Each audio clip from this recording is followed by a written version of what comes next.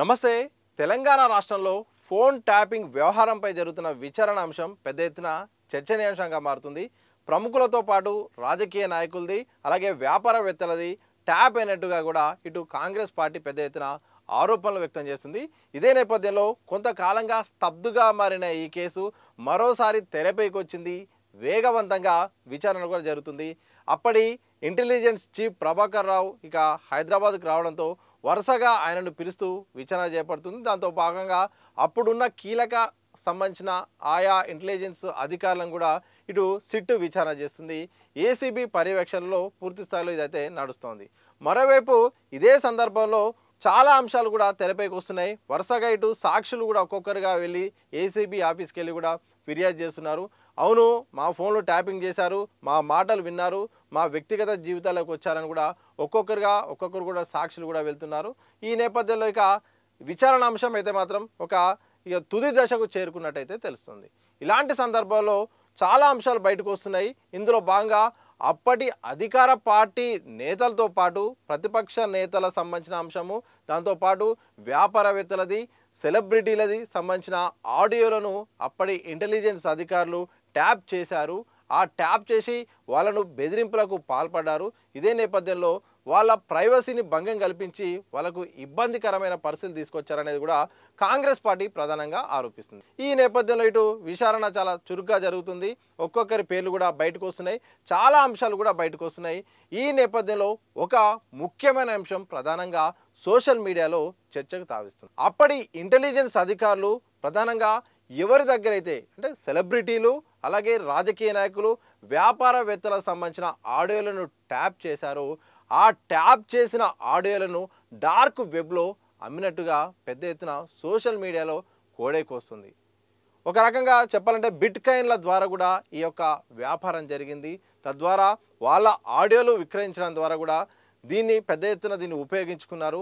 వాళ్ళ మాట అంటే ఎవరైతే కీలకంగా ఉన్న వ్యక్తులు ఉన్నారో, సమాజంలో వాళ్ళకంటూ గుర్తింపు ఉన్న వ్యక్తులు ఉన్నారో, అది రాజకీయ నాయకులు అలాగే వ్యాపారవేత్తలు, దాంతోపాటు సినీ సెలబ్రిటీలకు సంబంధించిన ఆడియోలను కూడా విని ఇది ఏకంగా డార్క్ వెబ్లో కూడా అమ్మకానికి పెట్టారట. ఓ అధికారితో విచారణ జరుగుతున్న నేపథ్యంలో కూడా ఈ వార్తలు బయటకు వస్తున్న విషయం అయితే తెలుస్తూ ఉంది. ఈ నేపథ్యంలో సోషల్ మీడియాలో ప్రధానంగా ఈ అంశం అయితే చర్చకు వస్తుంది. ఇంత దారుణంగా ఉంటుందా ఒక వ్యక్తికి సంబంధించిన వ్యవహారాల్ని? సరే, అది చాలా దేశ భద్రతకు ముఖ్యమైన అంశం అంటే ఓకే, కానీ వాళ్ళు రాష్ట్రానికి చెందిన వ్యక్తులు, వాళ్ళ వర్గాల్లో వాళ్ళ ఫీల్డ్లో ఉన్న వ్యక్తులు వాళ్ళకు సంబంధించిన ఆడియోలను ట్యాప్ చేయడమే తప్పు, దాన్ని ఏకంగా విక్రయిస్తారా? దాన్ని డబ్బుల కోసము అలాగే బెదిరింపులకు పాల్పడి కూడా డబ్బుల కోసం ఇంతగానో దిగజారుతారా అంటూ కూడా సోషల్ మీడియా చర్చ జరుగుతుంది. అయితే ఈ అంశంపై మాత్రం అధికారికంగా ఎక్కడ కూడా ఇంకా దీనికి సంబంధించిన ధృవీకరణ అయితే రాలేదు. కానీ విచారణ జరుగుతున్న తీరులో మాత్రం ఒక్కొక్క అంశం కూడా బయటకు వస్తుంది. అందులో భాగంగా ఈ అంశం ఇప్పుడు సోషల్ మీడియాలను బయట కూడా ప్రధానంగా చర్చనీయాంశంగా మారుతుంది. ఒక రకంగా జిగుప్సాకరమైన వార్త అని చెప్పొచ్చు. ఎందుకంటే ఒక వ్యక్తి ఇంకొక వ్యక్తితో చాలా ప్రైవసీగా మాట్లాడతాడు. ఆ ప్రైవసీని భంగం కలిగించేలా వాళ్ళ మాటలు వాళ్ళ ప్రమేయం లేకుండా అది దేశ భద్రతకు సంబంధం లేని అంశం కానప్పటికీ వాళ్ళ రికార్డ్ చేయడమే తప్పు. ఆ రికార్డు చేసిన దాన్ని ఏకంగా ట్యాప్ చేసిన దాన్ని వీళ్ళు ఇంకా దాన్ని జాగ్రత్తగా ఉపయోగించుకోకుండా ఏకంగా దాన్ని వెబ్లో ఏకంగా అమ్మే ప్రయత్నం చేశారట.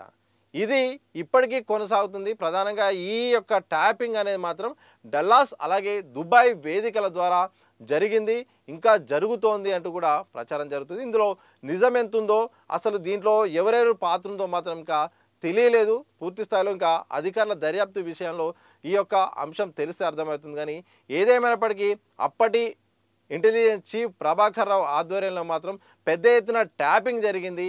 ఒక్కరు ఇద్దరు కాదు, వందల మందిది సంబంధించిన రాజకీయ నాయకులది, వ్యాపారవేత్తలది, అలాగే చాలా దాంతోపాటు సినీ సెలబ్రిటీలకు సంబంధించిన వాళ్ళ మాటలైతే విన్నారు, వాళ్ళ ట్యాప్ చేశారు. ఆ ట్యాప్ ద్వారా కూడా వాళ్ళ వ్యక్తిగత జీవితాల్లోకి వెళ్ళి వాళ్ళ సంసారాలను కూడా నాశనం చేశారని కూడా కాంగ్రెస్ పార్టీ నేతలు అవుతుంది. అలాగే సోషల్ మీడియాలో పెద్ద ఎత్తున చర్చ జరుగుతుంది.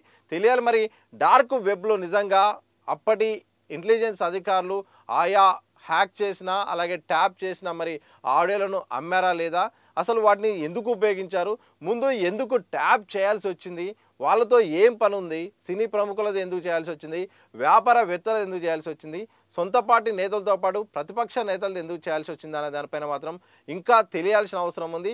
వరుసగా విచారణ చేపడుతున్నారు. అప్పటి ఇంటెలిజెన్స్ చీఫ్ ప్రభాకర్ రావుతో పాటు ఆ విభాగంలో కీలకంగా వ్యవహరించిన అధికారులు కూడా వరుసగా ఇటు సిట్టు విచారణ చేస్తుంది. చాలా విషయాలు బయటకు వస్తున్నాయి కానీ ఇంకా చాలా తెలియాల్సిన అవసరం ఉంది.